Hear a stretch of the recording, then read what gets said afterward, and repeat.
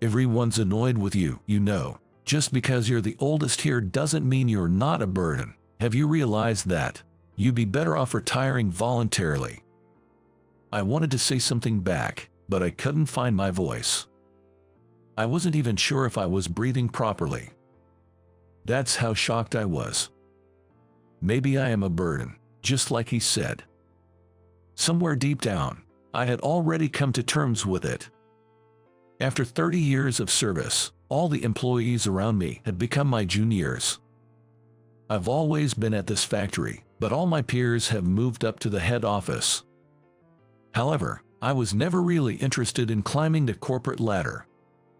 I've always preferred working quietly on detailed tasks over communicating with others and being entrusted with executive roles. Being not very articulate and not good at teaching, I hardly ever conducted training for newcomers or mentored juniors. My days were consumed by sheer dedication to manufacturing. That suited me much better. Technically, I did have a desk at the head office. I've been with the company as long as the current president, Mr. Johnson, so I'm occasionally tasked with office duties there, given my extensive knowledge of the company. Seth, now a department manager at the head office, was one of my peers. Out of camaraderie, or perhaps for convenience, I sometimes take on his managerial duties at the head office in his absence. But truth be told, I feel much more at ease on my factory days. My wife understands and accepts me for who I am. In fact, I met her here at this factory. She used to work in the factory's office. So, she gets my job and knows my personality well. Living with my wife and being able to create the parts I love, I was content with my daily life. That day, as usual, I joined the morning assembly, and there were two unfamiliar men in suits. "I have been appointed as the assistant factory manager. My name is Eric. I look forward to working with you." One of the men introduced himself. At 24 years old, he seemed friendly and approachable with his bright smile. The other man greeted us with formality. "Today, we are also conducting an inspection. As some of you may know, he is the son of Mr. Johnson. Please be respectful." He was about to continue when Eric gestured for him to stop. "Don't worry about me being Mr. Johnson's son. I'm here to support you all from behind the scenes, to help you create even better products." He was here to get a feel for the factory, as he explained. The head office is within walking distance, and it's not uncommon for them to visit for inspections like this, so I just got on with my work as usual. Son of Mr. Johnson, huh? I had no idea. Being an assistant factory manager at such a young age is impressive. Well, connections must play a part. The factory was slightly abuzz, whispering about Eric. But thanks to his positive attitude, no one was overly critical. The general consensus was favorable. As for me, whether he got the position for connections or not didn't matter. I was genuinely impressed by his energetic greeting and ambition, and I welcomed him wholeheartedly. Eric continued to visit the factory for inspections. Although he was appointed as the assistant factory manager, he lacked on-site experience. He seemed to be working hard to fill that gap by learning, which also left a good impression. This is the assembly line for the parts. Is it always this number of people? Yes, give or take one or two depending on the day.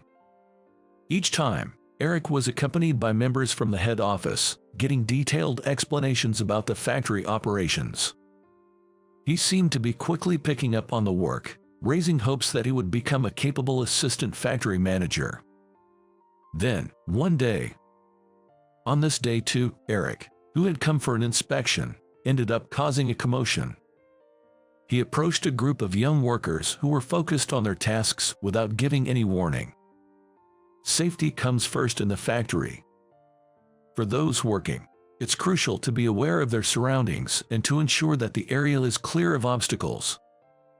After all, a single misstep could lead to a serious accident.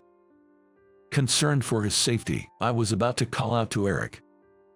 However, before I could, it seemed that one of the young workers noticed him first and stopped him with a shout, "Eric," almost sounding angry. From the perspective of the factory workers, his response was justified, but Eric was yet to understand that. Thinking he had been yelled at for no reason, Eric glared back at the worker. "Hi, I'm sorry, I thought it was dangerous." The worker, having been glared at by the son of Mr. Johnson, froze. The atmosphere became tense, and nobody knew how to react. As an elder, I felt it was my duty to intervene, so I hurried over to explain the situation, but Eric seemed to take great offense and even glared at me. Not being particularly good at speaking, I was unable to smooth things over any further. Nothing more happened that day, but Eric left for the head office earlier than usual. Looking back, this incident was just the beginning. 3 days later, the factory was in complete disarray. There had been a sudden order from above to expedite the delivery of the parts we were manufacturing. It seemed to have been instructed by Eric. Why would he do this? It was unclear whether this was retaliation for being yelled at, but no one dared to oppose him, given that he was the son of Mr. Johnson.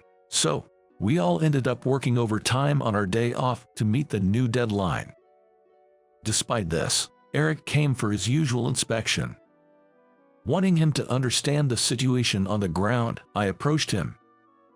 "Eric, rushing the deadline will only lead to more mistakes. Is there any way you could extend it back to the original schedule?"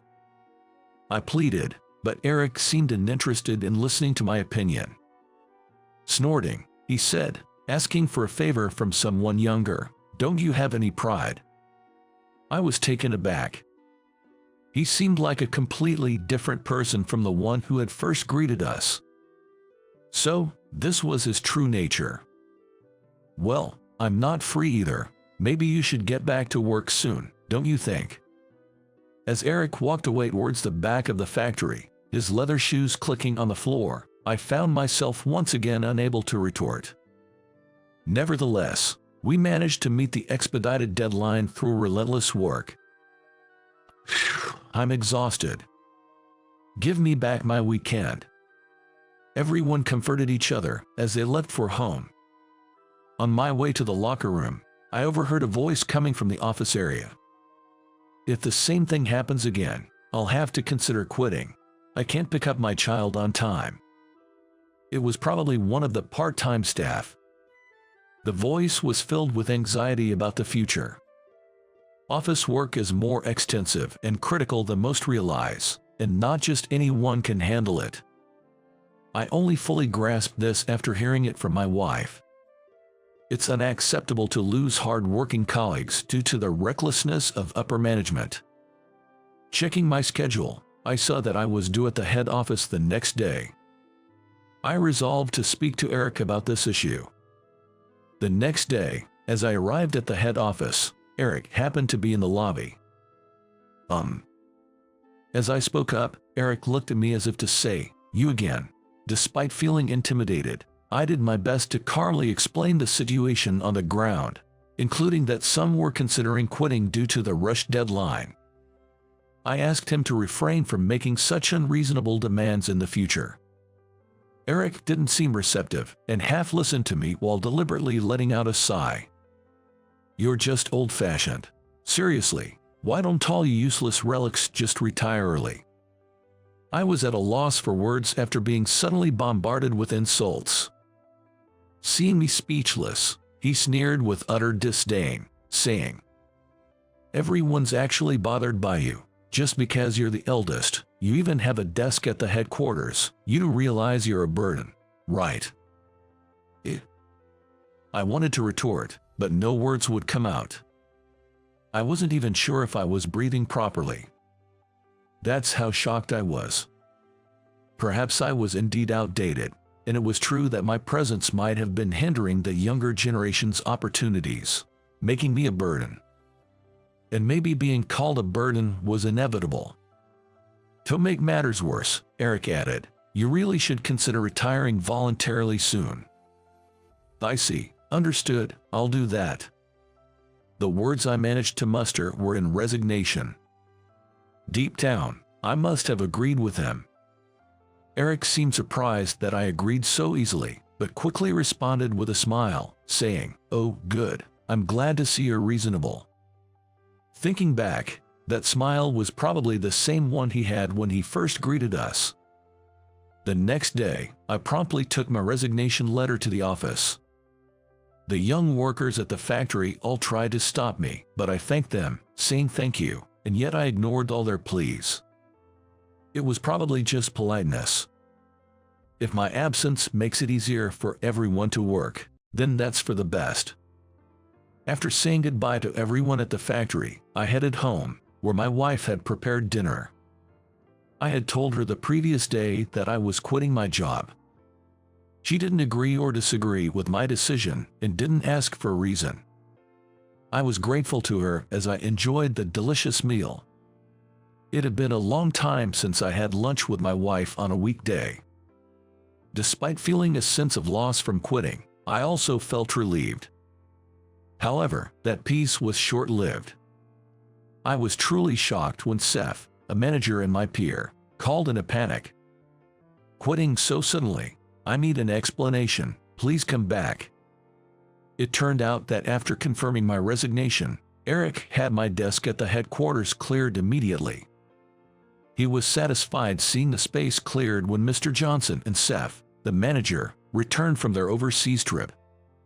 They were both stunned for a moment. "His desk is gone. Why is that?" Asked by his father, the president, Eric proudly explained that I had decided to retire voluntarily.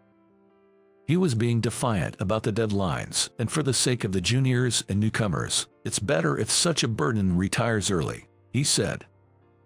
Seth seemed overwhelmed by the sudden turn of events. That's why he hurriedly called me in a panic. In the background, I could hear Mr. Johnson yelling at his son, "What have you done?"